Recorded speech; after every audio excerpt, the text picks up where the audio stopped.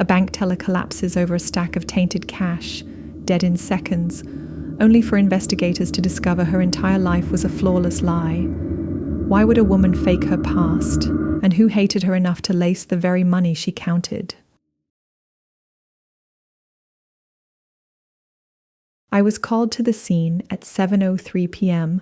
on a rain-slick Wednesday, the kind of evening where downtown lights looked jaundiced in the mist and everything smelled faintly of gasoline and old copper. The branch manager met me outside, eyes swollen from crying. "She just folded over in the counting vault," he stammered, wiping snot on the cuff of his pinstripe jacket. Her gloves were on, but that didn't matter apparently. There was powder on the 20s.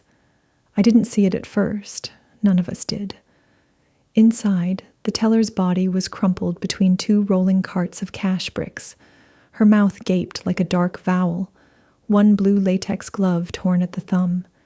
A faint dusting of white clung to the crease of her nostrils. The coroner later confirmed, fentanyl analog, illicit, hot enough to fell an elephant. Whoever laced that money meant for her to die quickly and alone. That should have been the end, a tragic occupational hazard story to frighten rookie cash handlers. Instead, it was the beginning of every nightmare I've had since. Her personnel file said she was Allison Grant, 32, no criminal history, glowing references from a credit union in Boise. Routine vetting hadn't triggered a single red flag, which was odd. Databases usually cough up something: a court fine, a speeding ticket, an address typo. The background check was pristine, so pristine it felt bleached. I phoned the Idaho Credit Union. The HR director hesitated, then admitted no one by that name had ever drawn a paycheck there. Same dead end with the listed college, the landlord on her lease, the cell carrier she supposedly paid. An entire life built on dust and photocopies. I reread the folder in the glow of my desk lamp. Drizzle ticking against my window like insects. Allison's neat signature, her smiling badge photo, her emergency contact. No living relatives.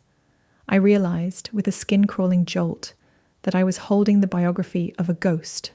That was the exact moment obsession sank its hooks. Questions multiplied in my skull like maggots under gauze. Who spends years cultivating an immaculate but fake civilian identity, only to take a job behind bulletproof glass for $17 an hour? And who hates her enough to lace a stack of 20s with a lethal narcotic? I took vacation days I didn't have, sleeping 3-hour splinters on my couch while cross-referencing tenancy databases, VoIP burners, payroll proxies. Every trail curved back on itself like a Mobius strip. But obsession is patient acid.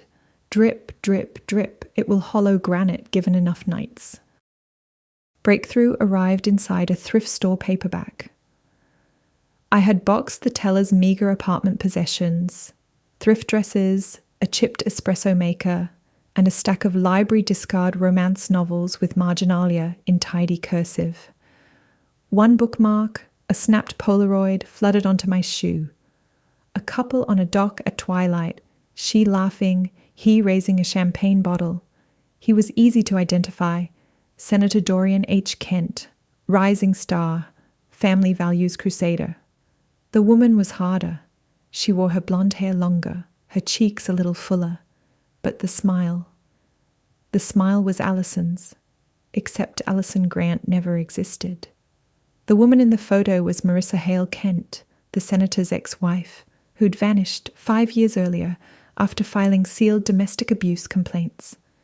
Kent's staff told tabloids she needed privacy for her mental health journey. It clicked like a lock rotated home. Allison Grant was Marissa Kent reborn, hiding from the man whose public charisma disguised shark eyes and mob entanglements. My stomach turned cold, but the acid of obsession fizzed hotter. Official channels slammed shut the instant I typed Kent's name into my departmental case notes. A supervisory email arrived within the hour. Drop any inquiry involving Senator Kent. Cause of death ruled accidental overdose. My badge, once a shield, became a leash. So I unclipped it. Simply stopped showing up. Colleagues left worried voicemails I never answered. Rent checks bounced. I barely noticed. There was only the hunt. I staked out Kent's downtown fundraiser, watching limos disgorge donors in sequined gowns. Kent shook hands, every gesture choreographed for cameras. But the eyes remained shark cold. A capo, I thought, wearing a senator's skin. At 2 a.m., I followed his chief of staff, Nico Vitali, to a warehouse on the riverfront. Men with union jackets carried duffel bags inside. They came out lighter, laughing. Gun running or coke distribution, maybe both.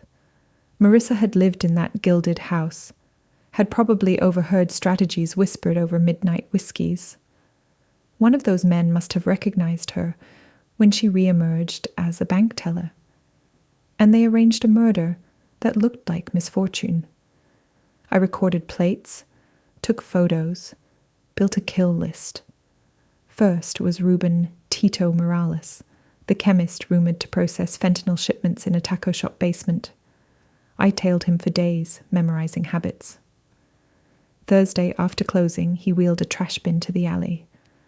A syringe of carfentanil, his own merchandise, was already taped under the lid's lip. He pricked himself when he lifted it.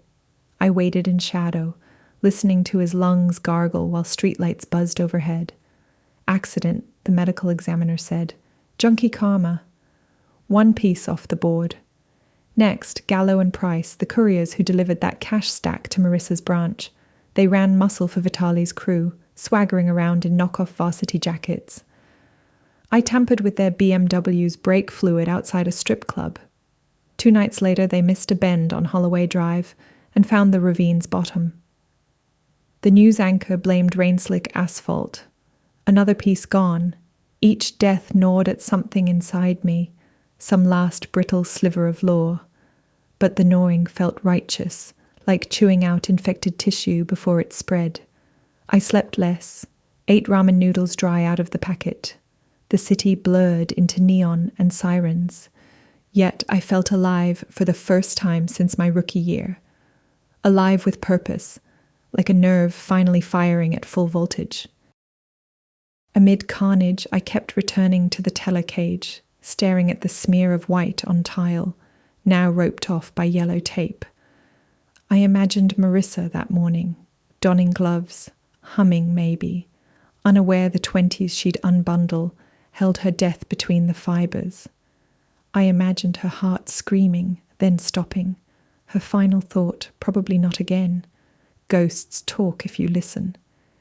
In that humming vault, I heard bitterness. They won. They always win. Not this time, I answered. Senator Kent owned a hunting lodge 3 hours north, set back from twisted pine forest. I hiked there under new moon darkness, counting crunches of dead needles beneath boots, slug revolver tucked against my ribs. Vitali's SUV idled outside, engine ticking. Inside, laughter, clink of tumblers. I crept along the deck and saw through sliding glass, Kent, Vitale, and 2 unsavory lieutenants toasting something on a bearskin rug. A duffel lay half unzipped, bricks of bundled cash, likely from the scratchy veins of addicts citywide. I should have called back up, but the department had become a silent wall, and I a ghost banging for entry. So I smashed the patio lamp with my elbow and lobbed 2 homemade Molotovs across the threshold. Flames whooshed up curtains. Smoke curled black. Screams erupted. Vitali barreled out first, coughing. 1.38 slug in the sternum dropped him on the porch. The lieutenant stumbled through smoke, guns flailing. I fired twice more. 1 hit neck, 1 jaw. Then Kent. He burst onto the deck, suit smouldering at the hems, pupils wild. He spotted me, recognition fluttering in those shark eyes, the pesky investigator who kept calling his office. I thought he'd beg. Instead, he sneered. "You're nobody," he rasped. "Like her." I stepped closer, pressing the gun to the damp V of his tie. The pine forest crackled behind us, sparks drifting upward like malignant fireflies. "She was somebody," I said, and pulled the trigger. Kent toppled over the railing, vanishing into darkness. The lodge blazed, a cathedral of fire retaliating against years of buried screams. Only after the flames died did the pattern snap into focus. The mob hadn't randomly laced a cash bundle.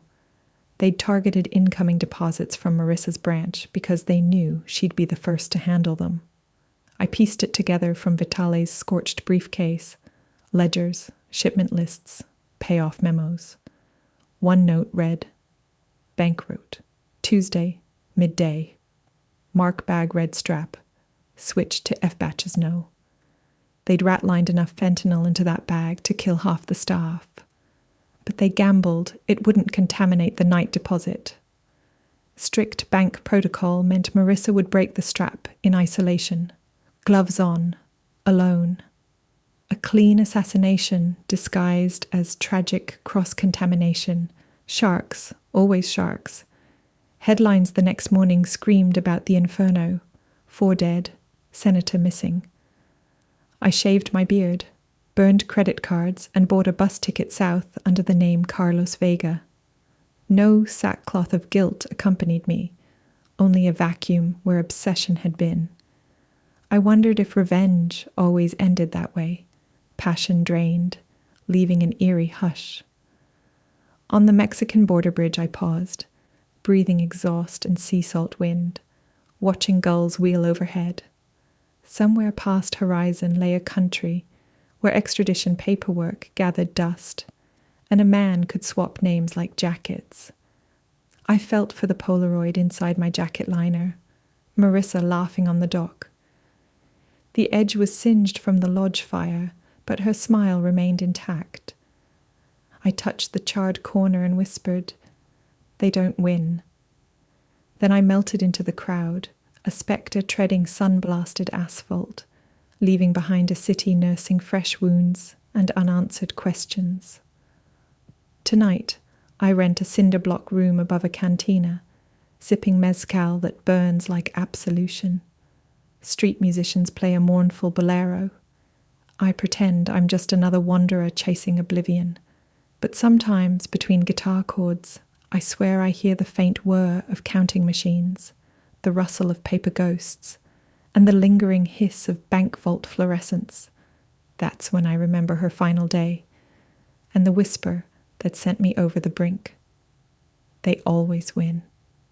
And I tighten my grip on the glass, reassured by the truth I carved in smoke and blood, that sometimes, if you're willing to become a monster for a single incandescent moment, the sharks drown in their own tide. I close my eyes, tasting gunpowder memory and distant salt, and let the night settle. Tomorrow I'll choose a new name. But tonight, at last, the counting vault is silent.